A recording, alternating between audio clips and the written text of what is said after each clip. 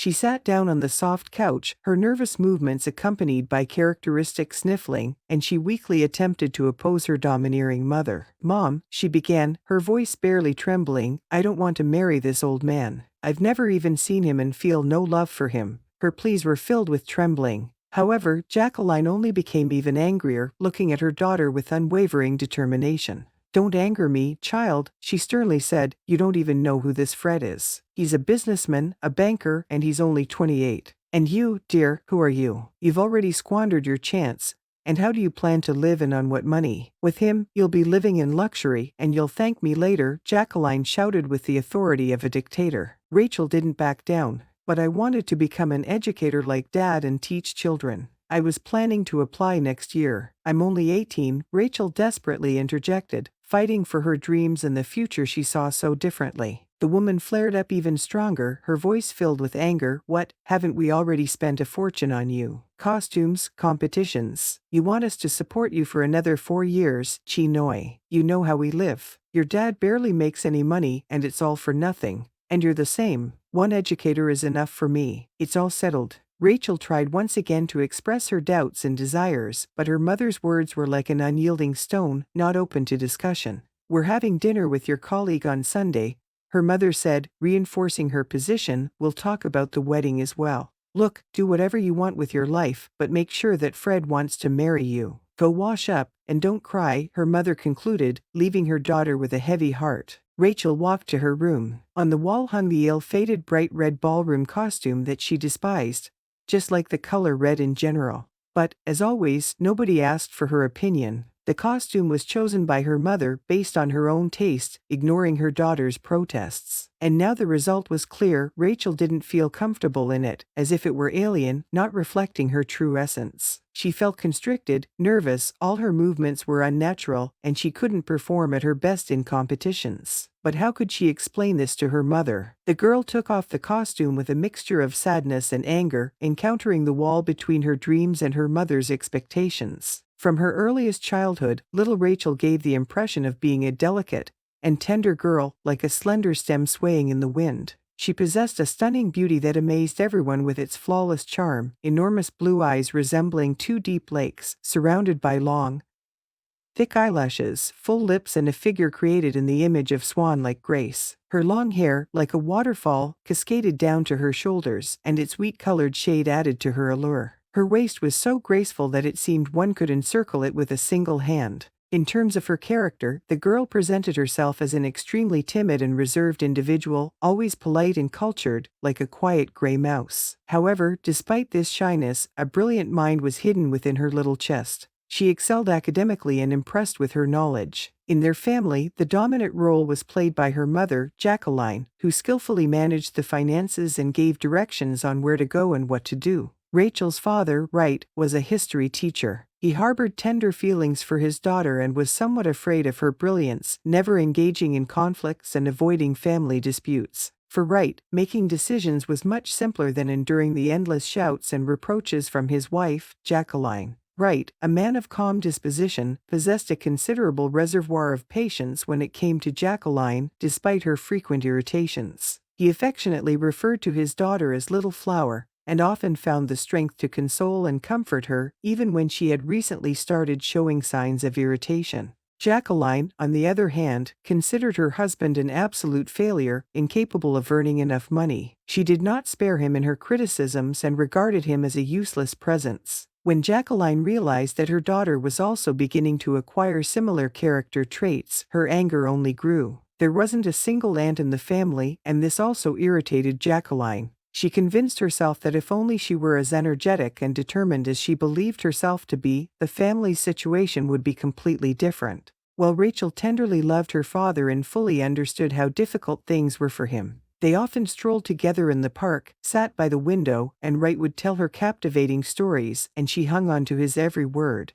Her dad was always kind and gentle with her, and their souls resonated harmoniously like music, strengthening their bond even further. This infuriated Jacqueline, even after her husband's death, and she was never able to repair her relationship with her daughter. In response to her daughter's dramatic behavioral changes, the mother decided to employ a new approach. She tried to relax and impose her own standards of behavior on Anne, but unfortunately, this only worsened the situation. Her daughter began to cry, and isolation from the outside world became her routine response to stress and misunderstanding. In light of this, the mother made the decision to enroll Anne in a ballroom dance school, hoping that it might help her break free from her insecurities and become more sociable. At first, the girl felt out of her element, her movements were clumsy and stiff, but her experienced instructor, Grace, quickly found a way to connect with her. Rachel's talents, her hard work, and perseverance began to yield results, and gradually, the girl started showing excellent performance. She particularly enjoyed the Viennese waltz and the foxtrot.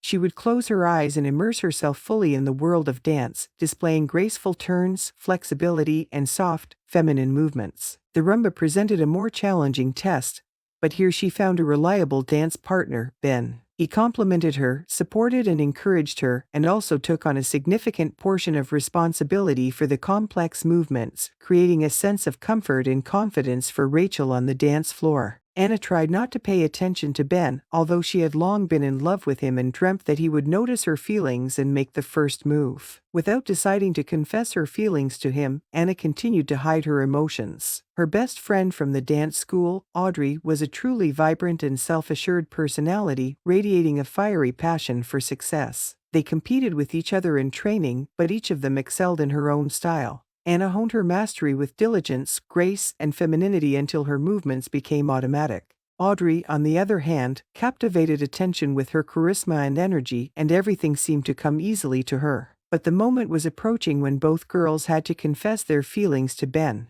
Anna was still hesitant, and she could only sigh deeply and blush, averting her gaze. Audrey, with self-assurance and without delay, decided to win the guy over right in front of Anna. All of this was happening on the eve of the most important competition, the results of which determined the selection of dancers for outstanding collectives. Anna felt overwhelmed and disheartened. Everything was slipping through her fingers. Her dances were falling apart, and she could barely keep the rhythm. Moreover, her costume was far from perfect. Grace was shocked by what was happening. How could this happen to a girl on whom such high hopes were placed? She couldn't even make it into the top 10 participants, and it was a heavy blow to Anna. Gradually, it became clear that Anna's grand and noble dream of a great career and a glittering future had shattered and scattered into small pieces, like sand in her hands. It pierced her heart bitterly and painfully, like a sharp needle penetrating deep into her soul. She had invested so many years of hard work and sacrifices into this dream, and now, as if by magic, it all seemed in vain. Unfair circumstances had taken away everything she had passionately hoped for. Anna desperately wished for someone to come to her aid, listen to her, and perhaps even pity her. She needed someone to understand how important it was for her. However, when she returned home, she was met with unsympathetic criticism and hurtful words from her mother. A scandal erupted loudly like a thunderstorm, and her mother's words struck like lightning, burning with fire. To her great surprise, this incredible scenario was further complicated by the topic of marriage. As always, as if by the laws of nature, decisions were made for her in advance, without giving her the slightest chance to express her own opinions or desires. If Anna had a more assertive character, she could have stood up and fought for her place in the studio, even if it meant risking everything else. Unfortunately, she succumbed to inertia and submitted to her mother's despotic will. Her own sense of self seemed lost somewhere inside, overwhelmed by circumstances and the authority of others. Before meeting her fiancé, Anna spent the whole week in nervous anticipation, barely sleeping. Almost all of her dreams were nightmares, dark and horrifying, where the repulsive man reached out to her with his oily hands, like something looming over her. Anna would scream in her sleep, waking up with her body drenched in cold sweat, and her heart beating wildly, like a bird trying to break free from its cage. At last, the long-anticipated evening of the meeting had arrived, and they headed to a luxurious restaurant. To make the evening as comfortable as possible for her daughter, the mother allowed Anna to choose her own dress and create a hairstyle that reflected her own taste. When they entered the restaurant accompanied by their parents, the guests were already there and began introducing themselves. It was a big surprise for Anna to see that her future fiancé was nothing like the dreadful expectations she had built up in her mind. In reality, he was a confident young man, impeccably dressed and looking very stylish. His height, slim figure, long brunette hair, a strong chin, and a dimple on his cheek all contributed to a rather attractive appearance. He also impressed with his politeness and good manners, not neglecting chivalrous gestures, which couldn't help but leave an impression on Anna. Until this meeting, she had virtually no experience in interacting with men, except for her fellow ballet school classmates and her secret infatuation with Ben. For the first time in her life, she found herself so close to a representative of the opposite sex. Fred had been attracted to this young girl for a long time. Their first encounter happened at an event where girls from a special school were performing. Even then, Anna's tenderness and delicacy had captivated him. Her movements were graceful, like a smooth dance. She created art. Fred remembered her, and since then, he had often seen this stranger in his dreams because she was an indescribable enigma and a source of inspiration to him. He made the decision that he would do anything to win her heart. At that moment, he had grown tired of the company of glamorous and liberated ladies who seemed to cling to him like flies, and his thirst for purity and innocence knew no bounds. At first sight, it was evident that he would become her first and perhaps true man. The pursuit of Anna revived in him a long-forgotten zest and courage, causing the blood to pulse through his veins faster. When Anna entered the restaurant with trembling legs, he secretly smiled but kept it unnoticed. She simply dazzled him with her charm and perfection. Her precise figure and a dress that gracefully embraced her body, a soft lilac color, only emphasized her deep turquoise eyes like two boundless oceans. Long golden hair cascaded onto her shoulders, creating the impression of thick and soft curls, and her cheeks had a blush of innocence. The guy realized that pursuing her with aggression, like an experienced conqueror, would only push away this wild paradise bird. He chose a subtler and more calculated path. Emulating a cat that plays with a mouse, he alternated between luring her and gently inviting her, giving skillful compliments, and occasionally switching to business mode, not allowing any room for liberties. He showered Anna with enormous baskets of bright scarlet roses and delicate violets, inviting her to concerts and festivals. At the same time, he maintained a distance and didn't rush things, guarding himself against hasty steps. This game brought him pleasure, and he invested all his skill into it, anticipating the finale which, as he thought, wouldn't be long in coming. Anna, on her part, was completely immersed in Fred. He appeared to her as if he were a prince from a fairy tale, relying on his politeness, intelligence, and gallantry, and his compliments fell on her like a gentle rain of words. She felt like she had found true happiness and believed it would last forever. Their wedding was splendid and magnificent, gathering all their delighted guests. The long-awaited wedding night turned out to be divine. Fred paid special attention to Anna, aiming to make this important moment in their lives particularly unforgettable. He was gentle and even a little romantic, giving his young heart a significant value. The newlyweds moved to live in a luxurious mansion, and Fred's mother was not thrilled with this idea. It was hard for her to understand how they tied themselves to such an extravagant life and such unusual people. Finally, she had gained confidence that she had introduced her niece to a good person, and she now had peace of mind. Fred's parents expressed their full approval of their son's choice, even though the girl he had chosen seemed like a decent person.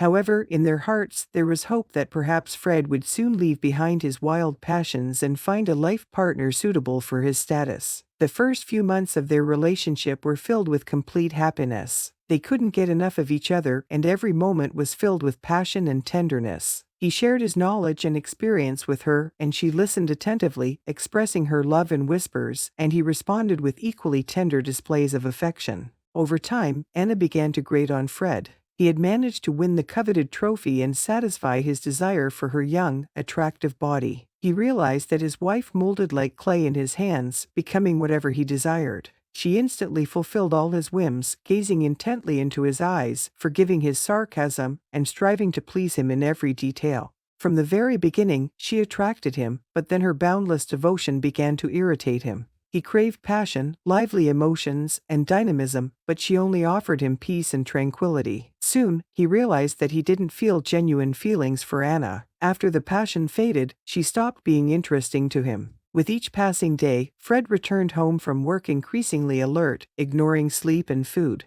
He began to show blatant rudeness towards his wife, and he realized that she had no intention of responding in kind. There wasn't even room for resentment in him. Anna couldn't understand what was happening, what her fault was. The more she tried to please Fred, the worse she fared. He would erupt in anger, get irritated over the slightest thing, and lose his temper with her. Anna had no idea what to do. Talking to her mother was pointless, and she had no friends or close ones after Audrey's betrayal. It seemed as though she had to become disillusioned with female friendship altogether. After 6 months of living together, when each day seemed more depressing and burdensome, they both began to feel truly weighed down. For her, each day got worse, and the once slender girl seemed even more exhausted. Her tense and irritated husband, who had uttered not a few harsh words, said at one point, "My God, what have you become? What happened to you? Later today, you will definitely go to the doctor and I'll arrange for a medic to take you." After long months of anxiety and despair, Rachel was finally referred to a women's clinic. There, the doctor, looking into her frightened eyes, made a shocking announcement. She was pregnant, and the term of this pregnancy was quite significant. In the first moment, Rachel simply couldn't believe her luck, and tears of joy streamed from her eyes. She thought that Fred would finally hear this news and be happy that she was giving him an heir. She naively hoped that everything in their lives would go back to how it was before, and he would start taking care of her and the future child. Rachel put in maximum effort to prepare a lavish dinner. She lit aromatic candles, carefully chose an outfit that made her even more attractive, and waited for Fred to share the joyful news with him. The wall clock slowly slid toward midnight, and Rachel had to wait until midnight. When Fred finally appeared, he was clearly under the influence of alcohol, and the scent of women's perfume clung to him. He looked bewildered at the set table and at his wife standing before him as if nothing had happened. Despite his condition, Fred still sat at the table as if nothing had occurred and with a smirk said, "What's this, a celebration? Can't you sleep, Rachel?" Rachel decided to share her joy and began, "Fred, my love, I have wonderful news. You know why it's been so hard for me all this time. I'm pregnant, and you'll soon be a father. Isn't that wonderful? I'm so happy." With excitement and joy, she rushed to hug her husband. However, he abruptly pushed her away, expressing his displeasure. "Well, you can't come up with anything better," he muttered with these words, slammed the door, and went to sleep, leaving Rachel with her happiness and joy in solitude. Rachel cried the entire night. Tears of endless hurt and bitterness flowed as if they were never going to stop. A restless storm was brewing in her soul. She sincerely couldn't understand what was happening with her husband, why he had acted that way, and for what reason she had been left in this despair. However, it didn't even occur to her to take any action on her part. From childhood, she had grown accustomed to going with the flow, yielding to someone else's will, and even to her own fate. Throughout her entire pregnancy, Rachel largely avoided her husband, seeking to stay as far away from his attention as possible. The intimacy between them had completely disappeared, as if it had been obliterated forever. Fred only looked at his wife's huge belly and swollen legs with disgust. His thoughts became increasingly indifferent. "It's even disgusting to look at a cow, and why did I marry this fool? I should have slept with that naive simpleton instead, and that would have been it." And when, against all expectations of the doctors, a baby girl was born, Fred completely lost control of himself. In a fit of rage, he shouted throughout the maternity ward, "You said it would be a son, and what's this? But what more can I expect from you? The heir I need, and you can't even give birth to him. I didn't want a girl, I didn't want this. I need a real heir, not a crying girl." The nurses tried to console Rachel, saying, "Don't worry, men often react this way. We've seen many similar cases here. He just hasn't realized it yet. Once he holds his daughter in his arms, he'll love her, you'll see." But nothing happened. Fred not only didn't thaw, but he also didn't attempt to get closer to his little daughter. In her every cry, he saw only a source of a headache, and his feelings remained indifferent to this infant. Due to the baby girl's incessant crying, Fred developed a pounding headache, and he couldn't find a way to improve the situation. He exploded in anger and directed his fury at his wife, who was attempting to soothe the infant as if she had been crying for her entire life. Rachel, having done everything she could to comfort and cradle the baby in her arms, decisively retreated to the farthest room so as not to interfere with Fred. The man showed no concern whatsoever. He didn't even consider helping his wife care for the child, didn't offer to take the baby for a walk or hold her. His sole pleasure was that he could barely hear his daughters crying and could sleep in peace. Rachel seemed to have become entirely irrelevant to him. His wife and daughter became a heavy burden for the man, especially as Fred had met another stunning beauty. Her name was Kate, and she was the daughter of a well-known entrepreneur. Fred fell in love with her instantly. Sexy, with an outstanding bust and a mass of unruly red curls, she exuded self-confidence. Impeccably dressed, she knew her worth and presented herself skillfully. She didn't pay any attention to Fred at all. What can you expect from him? Yes, he's wealthy, but he's married, and he even has a child. Fred tried every possible way to win Kate over, and soon he completely forgot about his wife and child.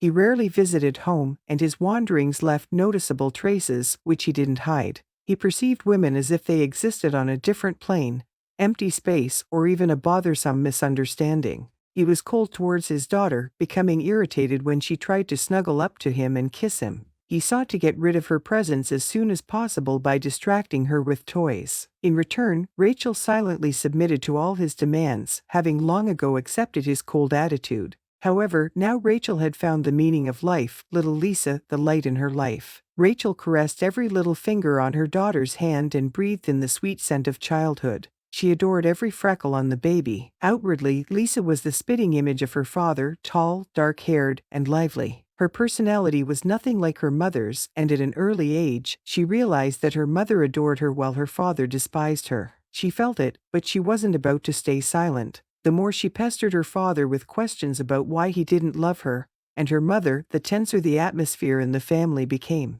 When Lisa started first grade, something unexpected happened. Her daughter deeply sympathized with her mother and couldn't understand why she remained silent, why she didn't argue with her father and didn't hinder him in his cruelty. She begged her daughter not to interfere. Lisa felt that the future promised only deeper darkness and hopelessness, but even in her young years, she didn't give up without a fight. Small but remarkably persistent, she voiced her doubts to her mother. "Why is Dad so indifferent to us?" she insisted, and her little voice carried a thirst for the truth. "We can't endlessly hide our feelings and stay silent about the problems, Mom. I worry a lot for you," the girl sadly said, hugging Rachel as if trying to create a protective barrier against hardships and sorrow, as well as the negativity and hurt that had accumulated over the years. One day, these feelings burst out, like a storm that could no longer be contained in the woman's soul. Fred, as usual, arrived around midnight. Regarding Kate, he did manage to seduce her, and every day he lied, saying that he would divorce his wife. To his surprise, his wife stood at the doorway and immediately, without preamble, asked, "Fred, we need to talk. This can't go on like this. You have someone else, you're being unfaithful to me, and even our daughter feels that you don't love us. Please, tell me the truth. I'm begging you." After agonizing 6 long years, Fred finally couldn't contain the truth any longer and summoned the courage to express his true feelings. "Yes, I have another woman whom I love. Your presence has become unbearable for me a long time ago. I no longer want to see you here, as something is always amiss. So, both of you, get out of my house. You've grown accustomed to an easy life. Now, since it's turned out this way, be silent and leave my home." His words fell upon the young woman and her daughter like an icy rain, and they remained standing in the corridor, sheltering themselves in mutual sorrow and tears. Fred, like a beast, once again displayed his brutality, pushing Anya with savage force and then callously slamming the door. The woman, on the verge of consciousness from pain, hit her elbow against the nearest surface, swaying from acute agony. Even in that moment, he didn't cast a glance at her as tears obscured her view of the world. With great difficulty, step by step, she made her way to her room, where Rachel, upon hearing her mother's cries, began crying loudly and fearfully. The little daughter rushed to her mother, wanting to comfort and protect her from the merciless world that had so cruelly descended upon their family. They sat together, embracing, consoling each other. Their hands ran through each other's hair as they spoke. "It's him, yes, I heard everything. I hate him. Why won't you leave him? He doesn't love us. You're so beautiful, Mom," the daughter pleaded with her mother to consider divorce. But the woman, as if justifying herself, said, "Lisa, we can't talk like that. He's still your dad. And where would we go? Grandma won't take us in. There's nowhere to go, you understand. We have to endure, my little one. Maybe Dad will change, and everything will get better for us." She comforted her daughter, although she knew all too well that Fred would never change. A month after that tumultuous argument, during which everyone had already noticed the changes in Fred and Lisa's relationship, an unexpected evening arrived. Fred suddenly returned from work earlier than usual, his eyes were sober and determined. He approached Lisa, looking at her seriously, and said, "Perhaps it's time to reassess the situation. You, Lisa, have been regarded as a perpetual problem, but you do deserve attention. Listen carefully, I'm going to take a step. I'm leaving the past behind and marrying Kate. I love her. You are no longer relevant to me. Look, start packing your things. We're moving to a new home. I've bought us a modest nest, but it's ours. Say thank you, Lisa." These words hit Lisa like a bolt from the blue, and she couldn't grasp what was happening. Fred exclaimed, "Are you just standing there like a statue? Come on, move faster, faster. Otherwise, I might change my mind and send you out on the streets, Lisa." A mixture of fear and bewilderment overcame her, and she began hurriedly gathering her and her daughter's belongings, stuffing them into suitcases. A torrent of questions rained down upon her, but Fred left no time for explanations. "Mom, where are we going, and how long will we stay there? Should I take my toys or just Teddy?" asked the little daughter, filled with anxiety and confusion. The mother faced a difficult task: to explain to the poor, frightened child, even though she herself was scared. In the courtyard, their chauffeur, named Fred, was already waiting for them, and with a malicious tone, he scolded them, saying, "You don't plan on dawdling with the new house, do you? Here are the documents for the house. Hurry up, I don't have time," and he handed over a folder containing the documents. Even in such a moment, the woman tried to soften her husband and reason with him, saying, "What kind of behavior is this? Remember our daughter, this is our family. You can't do this. Think about the impact it will have on our daughter." The father tried to avoid making eye contact with his family as he left the house. Suddenly, Lisa burst out, "You're kicking us out. And I hate you. You're mean and bad." Fred only responded with a smirk, "Well done, girl, you've aligned yourself with your father right away. You handle your tongue quite skillfully, even better than your mother." For 4 long hours, they sped down the road, literally navigating through ruts and potholes they encountered on their way. The driver, named Chelsea, finally brought them to the long-awaited settlement. When the house where they were supposed to live with their daughter finally came into view, the mother experienced real stress. It was not just a dwelling, but a small, run-down cottage that could barely be called a home. The doors were moldy, the windows seemed crooked, the fence had long since collapsed, and the yard had turned into a wild tangle of weeds and shrubs. Lisa was completely bewildered and frightened, and she clung to her mother, sincerely hoping for her support. The driver unloaded their belongings and bid them farewell, saying, "Goodbye, Anna. I'm sorry for you. You're a good woman. The owner, it seems, doesn't understand what he's doing. Here, take this, it will be useful for you and your daughter," and handed her a few bills. As they unloaded their belongings, a woman from the neighboring house named Chloe came out to find out what was happening. "I'll go and see who arrived this evening," she thought to herself, and promised, "I'll be back." In her village, new residents were a rare occurrence, and now she saw a young woman dressed in expensive clothes and a 6-year-old girl with a backpack on her shoulder. Chloe quickly realized that they were in trouble. She spoke out and, addressing the newcomers, said, "Hello, beautiful. Don't cry, this is not the best place to spend the night. There's nothing but dust to breathe here. Come to my place, you can stay the night, and you'll tell me everything." "My name is Chloe, what's yours?" The woman replied, "My name is Lisa, and our dad kicked us out of our house and sent us here. That's why Mom is crying, he's mean and bad." The old woman shook her head and said, "What a tragedy. How could anyone bring such misfortune to this remote wilderness?" Without hesitation, she led her unexpected guests inside her home. Chloe set the table and heated the teapot. Her cozy dwelling was warm and inviting. She looked at the grief-stricken woman and delicately offered some soothing drops, saying, "Have some, and I'll make some mint tea. There's no need to cry." She then continued, "Tell me everything, how it happened. Maybe I can help in some way. After all, I too am alone, not by choice. My son left this world, they were just as vile as that snake. Now I live here alone. Don't worry, dear, you'll adjust as well. The people in this place are good and always ready to help." They calmed down a bit, and while Lisa happily ran off to play with her new friend, Ray, the old woman, as if by some force of fate, expressed her long-restrained feelings to Chloe. She truly needed someone to listen to her, so that the burden of resentment and disappointment wouldn't weigh too heavily on her. The old woman patiently listened, rarely interrupting,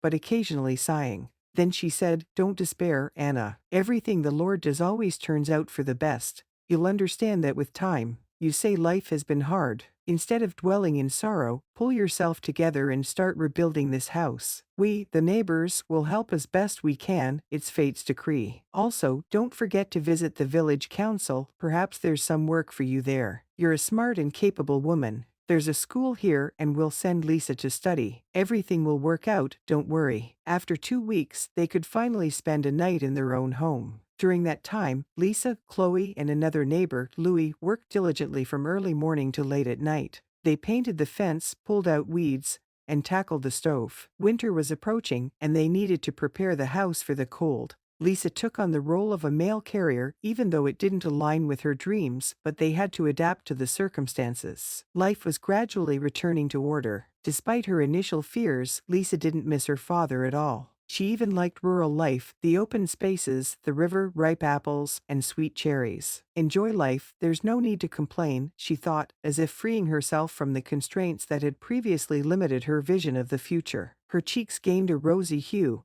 and her smile appeared more often on her face. One day, while she was delivering mail outside the village, she spotted a small, dirty puppy struggling for life right in a silo pit. It was desperately whimpering and begging for help. Anna immediately abandoned her bicycle and bag, rushing to the aid of the hapless puppy. She was willing to do anything to save the little furry friend. In no time, Rachel was waist-deep in the silo pit, covered in mud, but eventually they managed to rescue the puppy. He continued to whimper and limped on his left paw. With the puppy in her arms, they made their way back to the house, hiding their precious find under their clothing. At the doorstep, she called out, "Look, Mom, who I saved. There's something wrong with its paw, it seems." Her daughter immediately understood the situation and, with mixed feelings of excitement and tenderness, she rushed to the puppy to provide assistance. Anna asked, "But what are we going to do? We don't have a nearby veterinary clinic. How will we nurse it back to health?" Lisa smiled and reassured her mother, "Don't worry, Mom.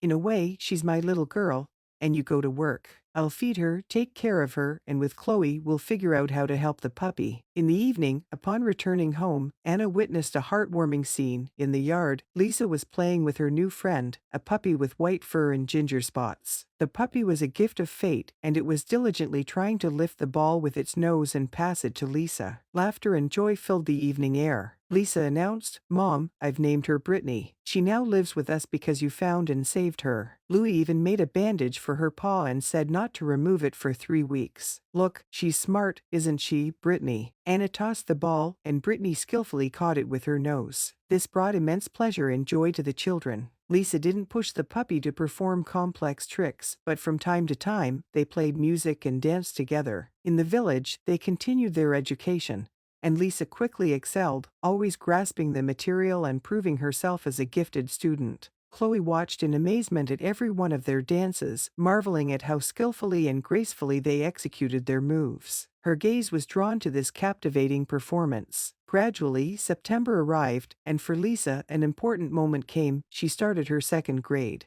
The school had already begun preparations for the upcoming autumn ball, and among the students, Lisa was chosen to participate in the competition. The girl was filled with happiness, and everyone around her wondered where her dancing talents came from. However, Lisa didn't even suspect that Chloe had orchestrated a secret turn of events for her. She detailed Lisa's virtuoso dancing to the school principal and convinced him to include her in the competition. Chloe believed in the girl's potential and was ready to put in the effort to help her showcase her talent. The ball itself was a grand event with much glamour and splendor. An important visiting committee arrived for the occasion, and they actively scouted for talented children to include in their team. In this context, Lisa's mother began to worry, asking herself, "What am I going to perform in? I don't have a ball gown. Everyone else will surely be beautifully dressed, and I." However, Lisa always had an answer to such situations. She smiled and told her mother, "Don't worry, Mom, we'll find a solution together. We have time to work miracles." And so, the two of them began searching for a suitable dress in the closet.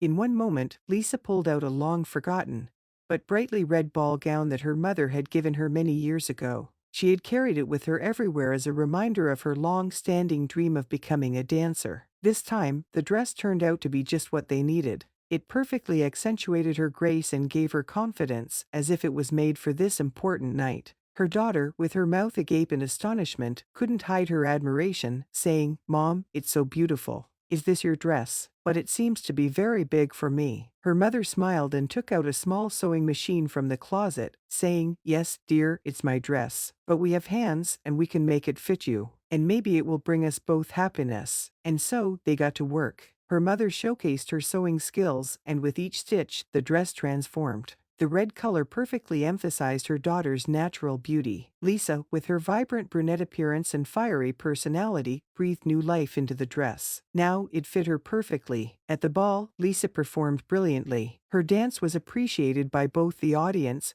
and the judges, and she secured one of the top places. The entire hall applauded with admiration.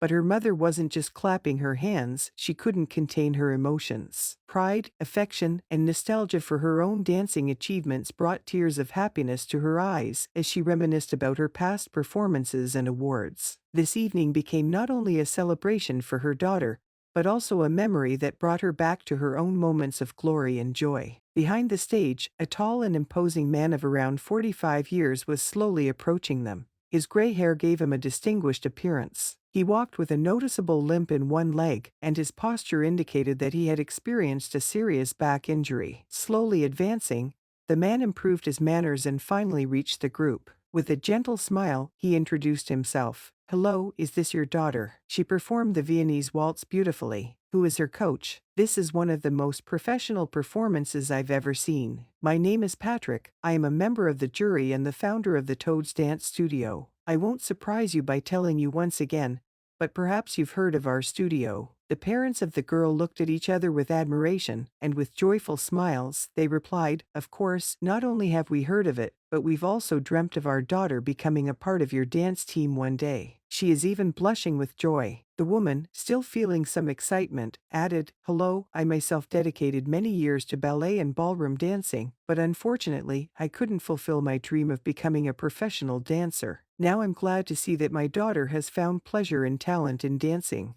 Thank you for your kind words, they mean a lot to us." With a smile, Patrick said, "Allow me to offer you an interesting opportunity. I am looking for a ballroom dance coach, and considering how well you've taught your 7-year-old daughter, I believe you have the potential. If you could teach her so brilliantly, then undoubtedly you can handle older dancers as well. Besides, as you can see, I have some health issues and my back troubles me, but I don't want to give up my business and my passion for dancing." Rachel felt herself blush and became even more embarrassed. "Are you sure I can handle this? I've never worked as a coach and I'm not a professional." Patrick quickly replied, "I've been involved in ballroom dancing all my life and can distinguish professional moves from ordinary ones. We have to start somewhere, and I believe you can do it. If you agree, I'm ready to rent a cozy apartment for you near the studio so you'll be comfortable." Soon, Lisa, who had been holding back her opinion until then, couldn't resist and joined the conversation. "Mom, of course, agree. Patrick, we're ready. Don't mind my mom, she's smarter than she appears, and she dances amazingly. She's just too shy." Patrick chuckled heartily. Children's words are always truthful. It seems that doubts have been dispelled now. "Mom, it's time to stop being afraid of everything in the world and start learning to make independent decisions. And your daughter is already eager to move forward." "All right, we agree." Rachel and her daughter moved to the city and settled into the apartment that Patrick had rented for them. It turned out to be cozy and charming, and they quickly adapted to their new surroundings. Rachel began teaching ballroom dance lessons to children. Surprisingly, working with children came easily and naturally to her. She never yelled at them and felt no inhibitions. The young dancers achieved their first successes, and their performances attested to her teaching talent, which she had seemingly inherited from Patrick.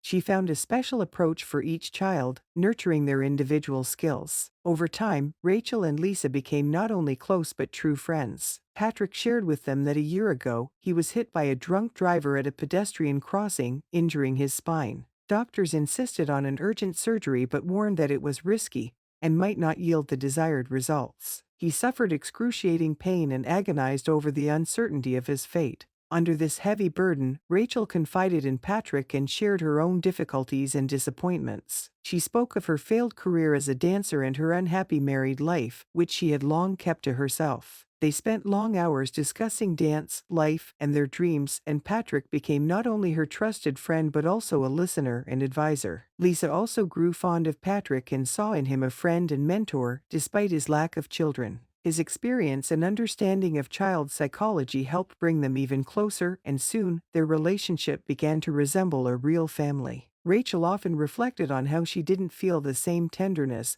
and excitement in her relationship with her husband that she felt with Patrick. There was passion, a whirlwind of emotions, but it soon turned into a sense of hopelessness and disappointment. In contrast, with Patrick, she found something extraordinary: deep emotional closeness despite a noticeable age difference. He had qualities that reminded her of her father: intelligence, restraint, and incredible kindness. Her heart ached as she watched Patrick's health steadily deteriorate, and he could no longer do without a wheelchair. She put in all her efforts to care for him: injections, massages, rub-downs, but all of it only provided temporary relief. Radical measures were needed, and she convinced Patrick to undergo the surgery. One day, at the most inconvenient moment when she was engrossed in her activities, her phone suddenly rang. She answered the phone, and on the other end of the line, she heard Patrick's weak voice. "Rachel, hello. Can you come to me right now? I really need your help." Without a second thought, she immediately exclaimed, "I'll be there in 10 minutes," and hastily abandoned her current tasks. Her legs carried her to Patrick's mansion like a hurricane. Upon arrival, she noticed an ambulance, and her stomach churned with anxiety. When she entered the house, she saw Patrick's pale, exhausted face. For the first time in a long time, he was out of the picture, lying in bed, awaiting help. Doctors hurried around, doing their job. Patrick asked them to leave the room for a few minutes and spoke to her softly. "Something is very wrong, Anna. I've decided they're taking me for surgery now. There's no way out. I don't know if I'll survive. You know my situation. Take the blue folder from the shelf, it's for you. It contains a deed. It transfers this mansion, the country house, the car, and all my belongings to you and your daughter. I'm alone, and I want it all to belong to you. I don't need it anymore. And remember, I've always loved you from the moment I saw you. I know our ages are different, and I don't expect anything more. I just want you to know this." Anna held back the tears that would undoubtedly have welled up in such a moment. She said confidently, "Everything will be fine.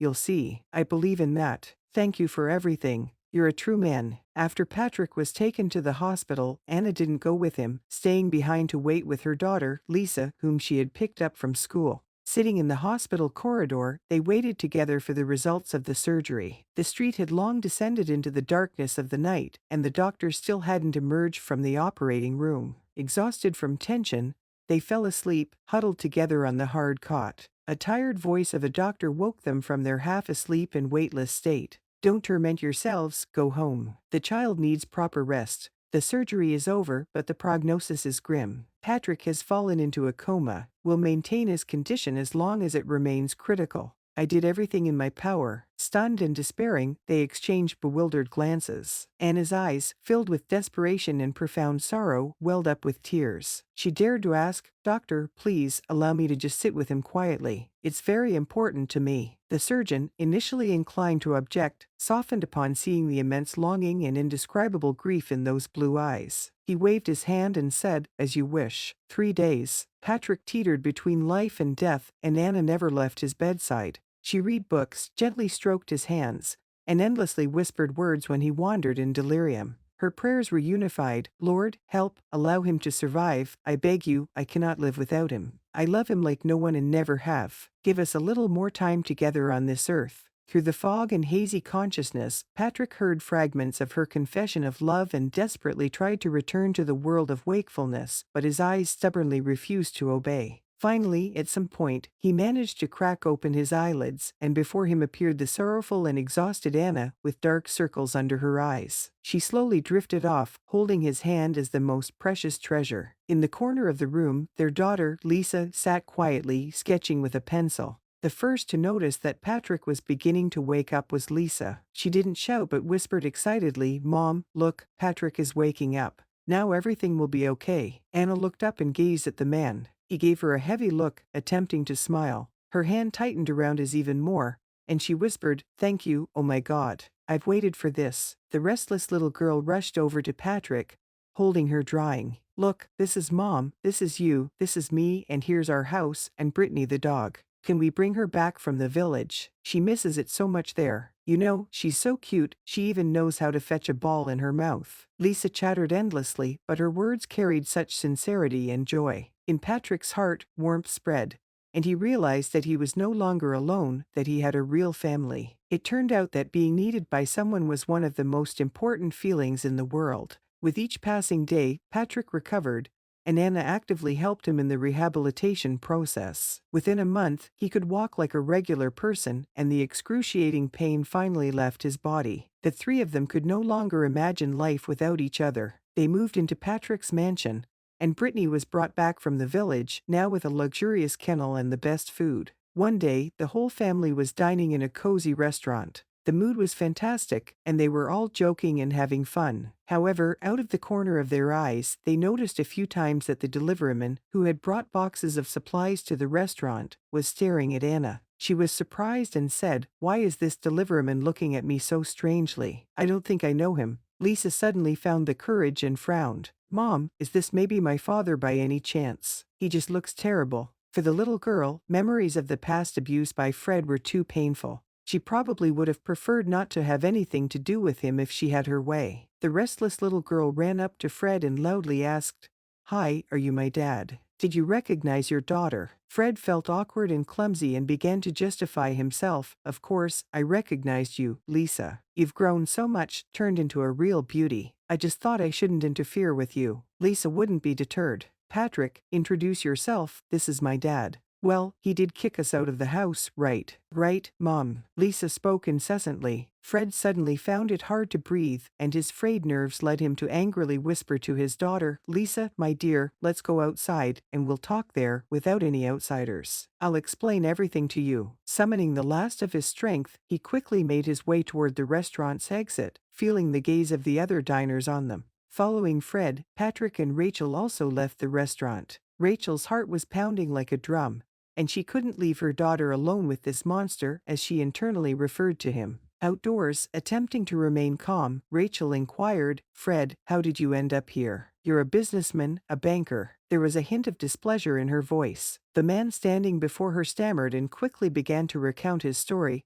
"You see, Kate ruined me worldwide. She pulled such a cunning scheme, even with her old man. I was left completely broke. They took my house due to debts. Now I work as a laborer, barely managed to get this job, in someone else's basement, no less. I don't even know what to do next." Rachel felt trapped, not knowing how to react to Fred's story. On one hand, her heart had not yet healed from all the painful moments she had endured because of this man. On the other hand, despite all the hardships, it was thanks to Fred that she had met Patrick, her current husband. Once again, as always, their resourceful daughter would determine the course of events. "Mom, let Dad live in the house he gave us. It's just sitting there empty anyway. He'll like it there," the girl cheerfully suggested, accompanying her proposal with a melodious laugh. Fred felt like her jest was aimed straight at him. Rachel calmly replied, "Live there if you want, I don't mind. This is my husband, Patrick." Fred admitted, reservedly, "You did well." With that, the conversation ended, and Rachel added with a smile, "Look at the success she's achieved.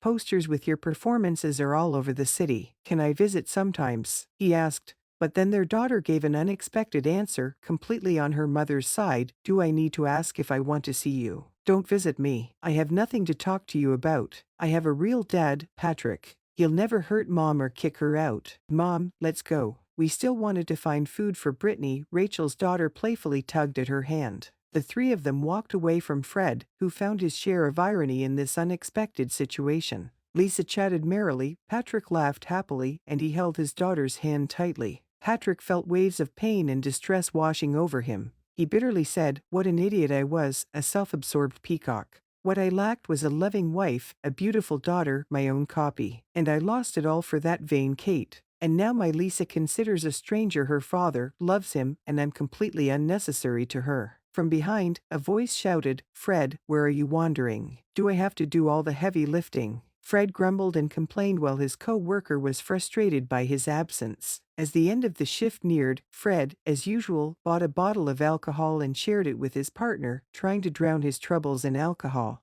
They vented and lamented their unfair fate, and this was all that was left of Fred. Rachel walked, carrying her thoughts in her heart. What a blessing that Fred kicked me out back then. Otherwise, I would have suffered with him for a lifetime, she thought, recalling all those moments when she was a prisoner of her own fear. and misery. Reaching Patrick, she pressed herself against him, feeling the warmth of his hand and the security of his presence. She whispered, "Thank you for everything, my love." Their steps sounded in unison, and in that moment they knew that their family was their reliable shelter from life's storms and sorrows.